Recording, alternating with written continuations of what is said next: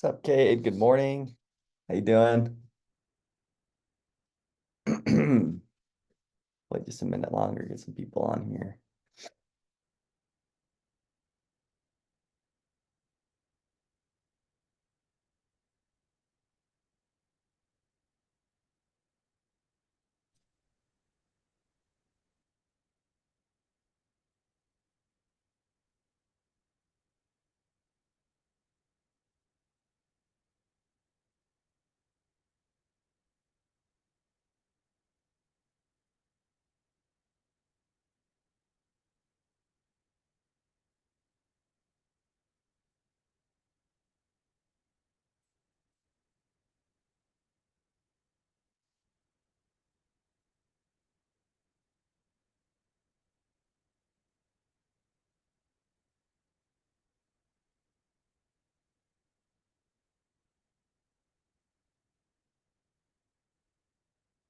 Okay.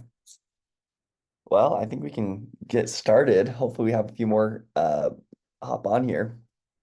Um, Kate, it looks like it's just us and our leadership team here.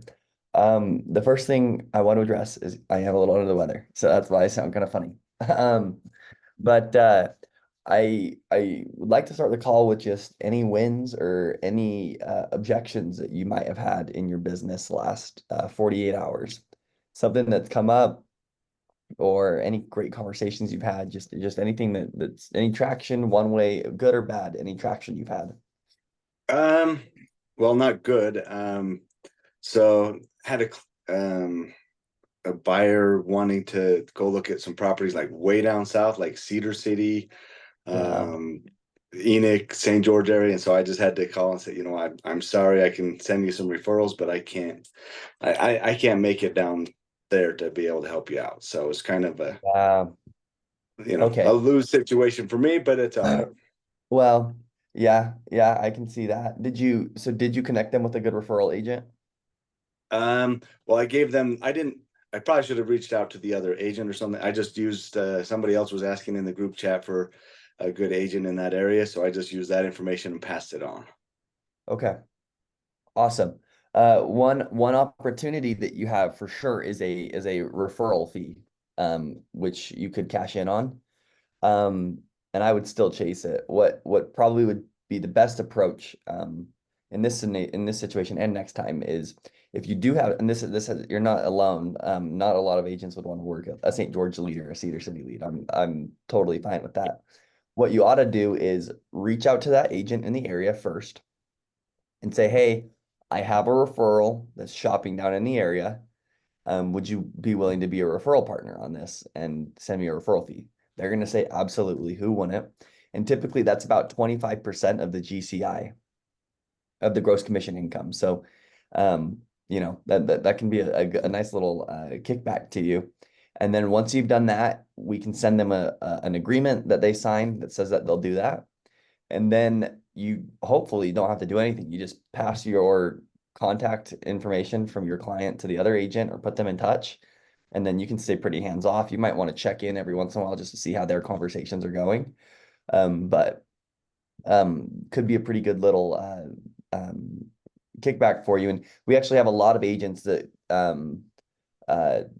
do referral business, agents that have moved from out of state and they're here, but they have people in their home state that are doing business and they refer them to local agents and get referral fees on it. So um, I would actually I would, if I was in your position, I would actually try and chase that lead a little bit more Yeah. and hit on it. Okay. Yeah, I can do that. I got to follow up because I tried to call and I end up leaving a voicemail Yeah. and a text. They didn't answer, but yeah, I can follow up. Yeah, please do. I'd love for you to get paid on that. That's awesome. Good. Sweet. Callie, anything in your business this week that has gone well or not so well? Any objections or wins? Um, I have not put myself out there to be objected to. Yeah. But I Yeah. have a few things that are moving forward. I actually have a question. So Yeah, please. my dad might buy, okay, my brother needs to buy something. I Yeah. don't think he can qualify. So I'm pretty sure my dad's just planning on buying it for him. I don't know the exact like definition of the situation. Yeah, yeah, yeah. But he wants me to take my brother to see a property. And Okay. I am like, okay, so I need to put a buyer agreement together, I assume, before I take him out there. Yeah. Um, do I just like put together just a regular one like I would with any other client? And then if I need to like change terms, that's fine. Cause I don't, I'm assuming I should put it together with my dad because I'm pretty sure he'll be the buyer. I mean, he's Yeah. the one with the money. You I know, was like, I so don't know how to do this yeah, situation. traditionally, whoever is on the loan and on title, and Jeanette, you can chime in, but typically whoever's on the loan is the one that needs to be on the agreement. Now, with these new NAR changes, you showing your brother, I don't know how that shakes out.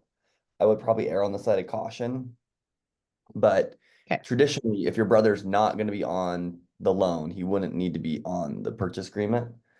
Um, so that's kind of uh They'll probably pay cash okay. if they buy something. So if it were me, I would put them both on it because you cannot show a property with the new rules without a buyer agreement in place. And it doesn't hurt to have a buyer broker with him if he can't buy. Yeah. It's better to just have it with both of them. Okay, cool. As And I will say. Yeah. yeah, word to the wise too is even when it comes to family, I've learned from personal experience, unfortunately, it's best to treat just every single situation like a five-star client experience. Um, I had a relative that I somewhat I thought it was a shoe in that we were working together. I showed him a handful of houses, and they ended up going under contract with a builder. And there was no malintent at all by this family member. I didn't do my job to really show my value. I didn't sit down and talk about agency. I just assumed, oh, we're family, like, and and they ended up going under contract with the builder because they're like, oh, look at this great deal we found. Like that was on me. So I recommend to agents to just treat every single deal like a piece of gold because that's really what it is. Every opportunity in this business should be treated at the highest level of intensity. So I would recommend just yeah, I'd sit down and have a full buyer presentation with your dad and your brother and talk to them about your value and what you do for them. I just think it's best practice for sure. So you're probably already planning on doing that, but cool. Okay. Yeah, awesome. Thank you. Yeah, of course. Okay, sweet. Well, just to kind of segue into the last bit of this conversation, interest rates. Got a text today from my lender. Conventional par 6.125%. FHA par 5.625%. Okay. So rates, we had a little bit of a shaky last couple of days, but they are down, which is really good for everyone involved in the real estate space, and hopefully they continue to come down. I know the Fed is meeting, I think today, and or they met yesterday, and they announced they're supposed to announce some rate cuts. So hopefully the next month or two, we're seeing some rates come down. We see the market pick up a little bit. My question to you guys is, what's the one thing that you're going to do today so that your business is in a place where it needs to be in the next 2 to 3 months, right? Because any work you do today is going to fuel the business that you're closing towards the end of the year, if not beginning of January, right? So really a lot of the work that we're doing today is gonna prep us for going into 2025.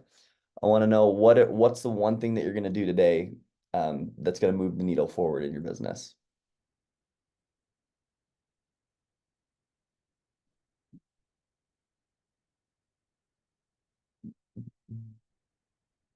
I know what I'm gonna do. I've got a few clients that I really feel like I need to get some good property in front of. I have them on searches and I've been sending them stuff, but I really want to go through active inventory again, and I'm gonna send it off to them. So that's my one thing today.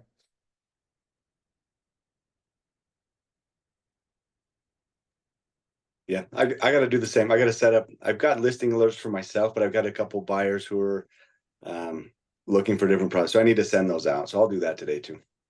Good, good. Yeah, typically buyers that are active or hot, it's better to over communicate than under communicate. You're never gonna typically lose out on a deal for over communicating, over sending property, but you might if you don't send enough, right? And I'm guilty of that. Sweet, Callie.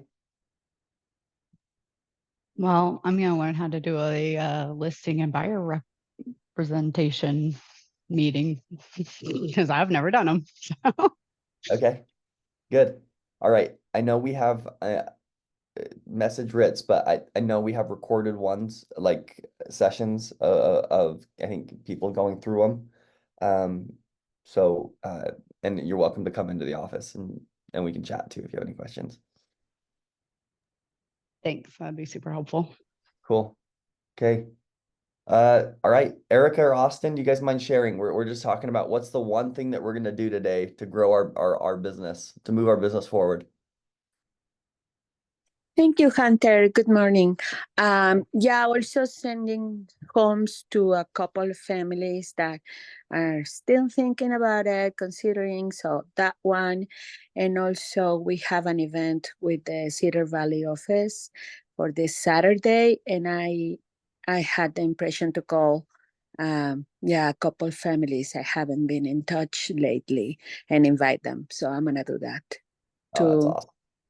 invitations and two families, send them home. Mhm. Great, great, Thank awesome. you. Yeah, thank you. That's gonna be awesome. Good job.